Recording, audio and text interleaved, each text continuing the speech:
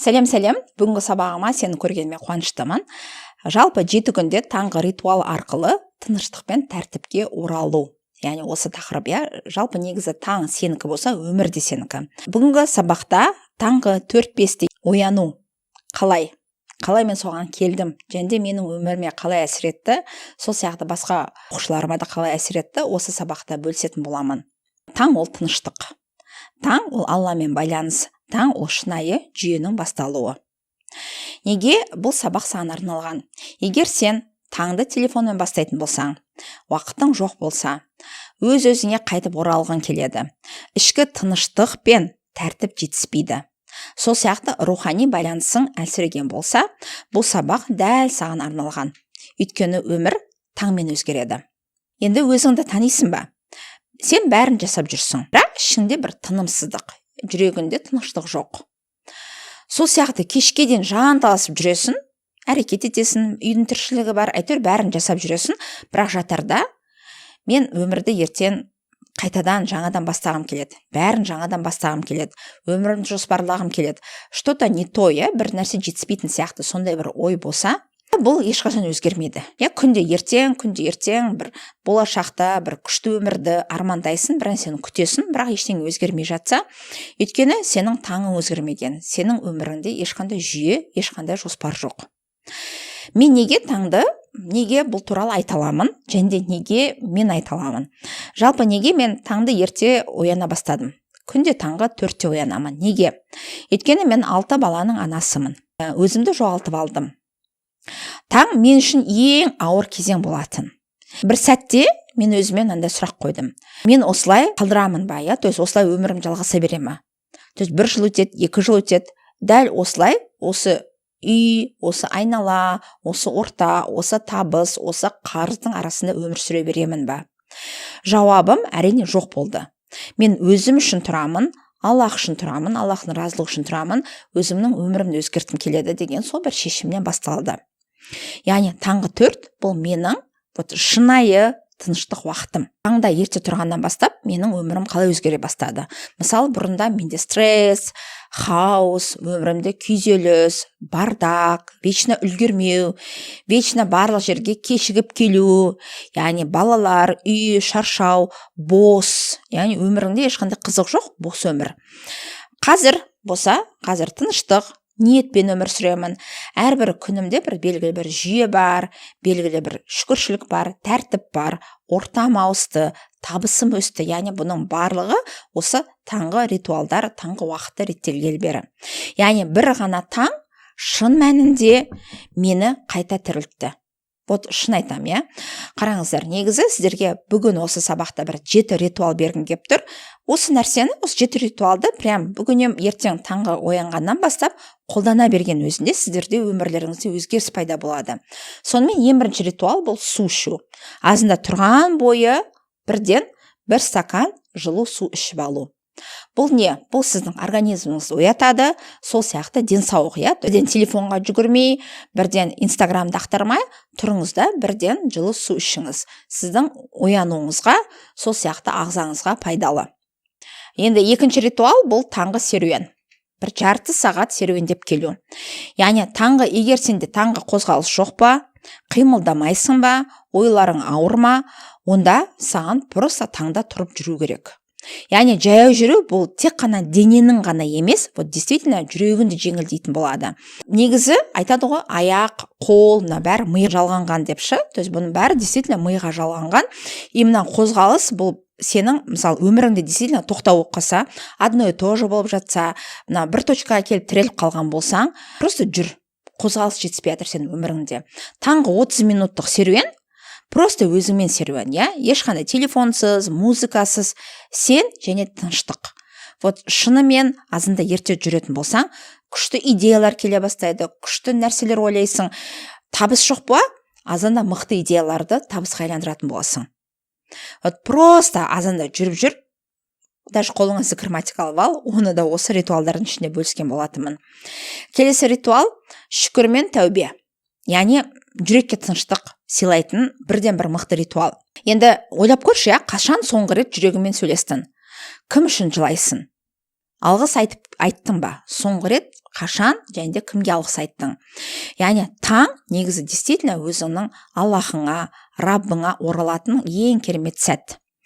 Тек қана 3 шүкіршілік айтсаң, 3 рет, яғни бір 3 нәрсеге, ол сенде бар өміріңде, бүгін оянғаныма, денімнің сау болғанына, отбасым жанымда болғанына шүкір деп. 3 рет шүкір айту, және де бір ғана тәубе күн сайын. Бұл сенің жүрегіңнің тазалығы, саған жеңіл өмір әкеледі. Қолмен жазу, бағана аяқ мимен байланған сияқты, қолда өзінің мимен байланған. Яғни жазу техникасы, бұл өзіндік бір медитация.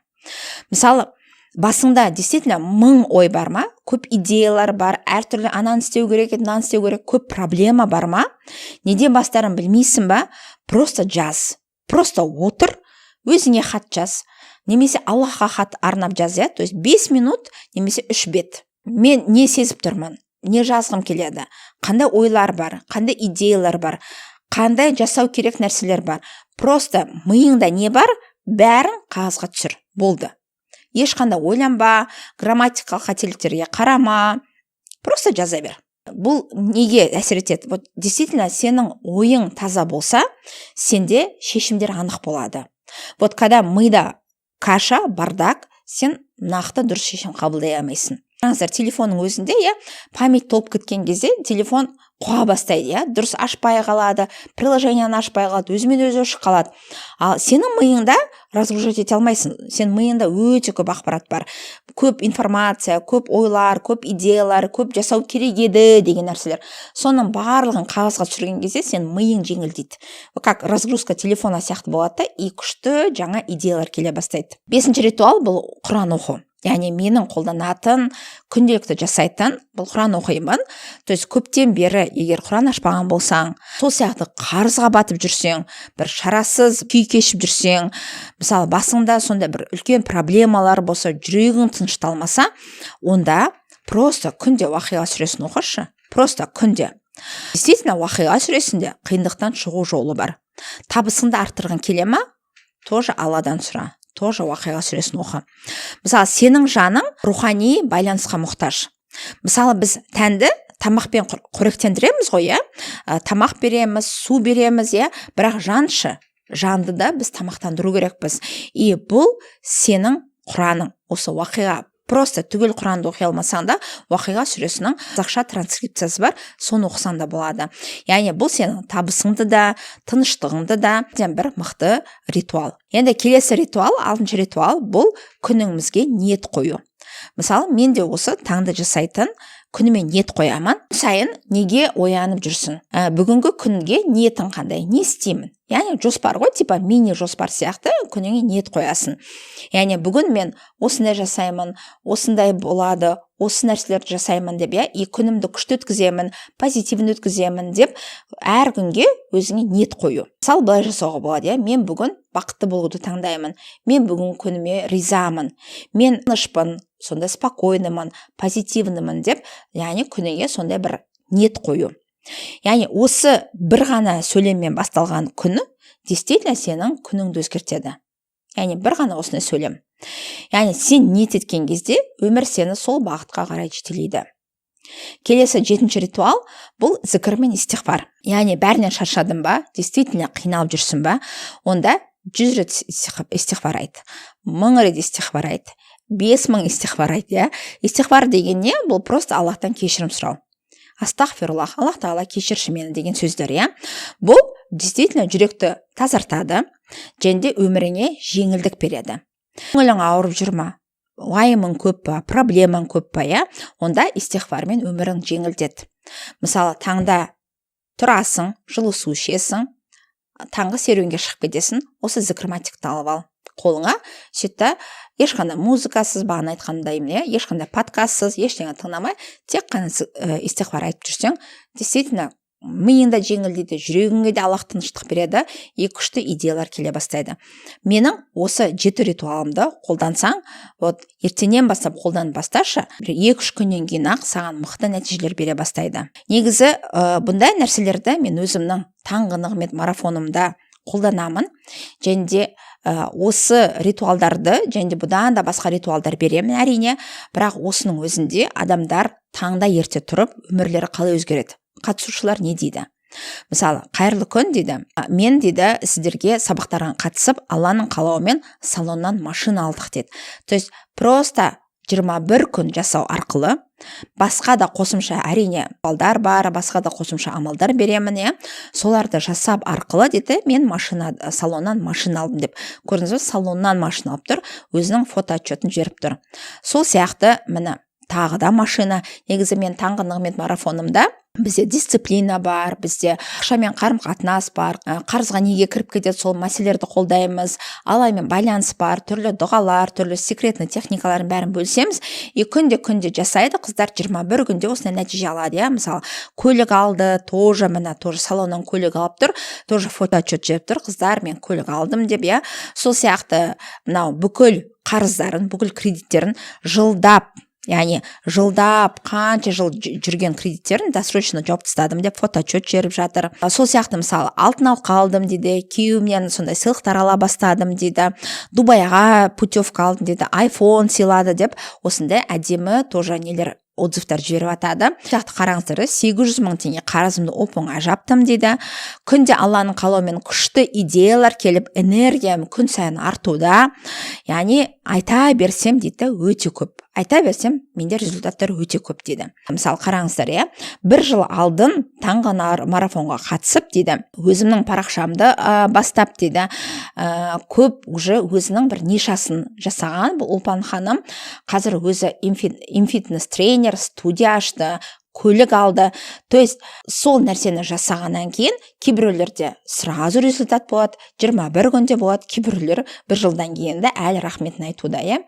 Мысалы, мынау ханым жазып жатыр, қазіргі менің результатым дейді, мен клуб аштым дейді, өзінің клубын ашқан, қаланың ортасында өзім армандағандай панорамный видпен сондай клуб аштым деп бөлісіп жатыр. Яғни мен айтқым келгені, сен жалғыз емессің, олар да сен сияқты болды, олар да сен сияқты. Маған қаншама қыздар келді, проблемамен келді, депрессиямен келді, қиындықпен, қарызбен, күйеулерімен қарым-қатынасы қирап тұрған, яғни отношениялары уже ажырасу үстінде тұрған әйелдер келді. Бірақ бізбен бірге жұмыс істеп, бірге ортада, сондай кері байланыста 21 күн жұмыс істеген кезде бұлардың барлығы өте күшті результаттар алды. Бірақ қазір действительно өмірлері бәрін өзгерген. Айтқым келгені, сен кінәлі емессің. Яғни сенде тәртіп жоқ емес, сенде просто жүйе жоқ, орта жоқ, жанашыр ұстаз жоқ. Яғни сен істей алмайтын адам емессің. Барлық адам істей алады. Мен ол қолымнан келмейді, оған бір суперспособность керек емес, любой адам істей алады. Просто сен шаршаған боларсың. Немесе сенде действительно сүйемелдейтін, сені жетектеп жүретін ұстаз болмаған шығар осы уақытқа дейін. Бірақ бұл сабақ саған жаңа бастама. Жай ғана бастасаң, бір ғана таңмен өміріңді өзгерте аласың. Неге мен бұл нәрсені бөлісе аламын? Өйткені мен өзім бұл ритуалдарды бір жылдан аса өмірімде қолданып жүрмін. Астанаға көшіп келдім, 6 баланың анасымын. Таңғы жүйемен, осы таңғы рухани амалдарым менің мыңдаған әйелдерге көмектесті. Сол сияқты мен 16 мемлекетке саяхаттадым. Парақшамда 0-ден бастап бір какой-то 5-6 айдың ішінде мен 30 мың оқырманға жеткіздім. Табысым артты, үй алдым. Яғни барлығы осы менің өмірімді жүйелегеннен бастап, барлығы жан-жақтан түрлі мүмкіндіктер келе бастады. Барлығы бір ғана таңмен басталуда. Мен жалпы айтқым келгені, мен саған әпкеңдей болғым келеді. Бірге әрекет етейік, бірге өзгерейік. Жалпы 21 күндік марафон бұл кәдімгі полный программа. Бұл программадан не аласың? Таңғы нығмет марафоны бұл жай ғана ритуал емес, бұл жаңа сен, жаңа өзіңнің сеніңді қалыптастырасың. 21 күнде ерте ояну әдеті, жүрек тыныштығы, Алламен байланыс, күнде жүйе орнату, қайта шабыт табу, энергия арту, табыс өсу, жан-жақты өзгеріс. Яғни көбінесе маған марафонға келген қыздар айтады, сіздің марафоннан кейін дейді, өмірім до және после болып өзгерді дейді. Вот шынымен сен өмірің до және после болып екіге өзгеретін болады. Яғни айтқым келгені, действительно берекелі күндер. Марафон мен негізі айына бір-ақ рет өткіземін. Қазір жазылсаң, жеңілдікпен және де бонуспен қатыса аласың. Мына көрініп тұрған экрандағы WhatsApp-қа жазсаң болады, немесе мен Instagram-ма, немесе осы жерге, осы Telegram-ға таң деп жазсаң, мен саған өзіңе жалпы қатысуын, шарттарын, бағаларын барлығын жеңілдікпен бірге жіберетін боламын. Мен сені өзімнің сабағымды күтемін. Бірге 21 күнде толық трансформация өтуге дайын болсаң, онда төменге таң деп жаз.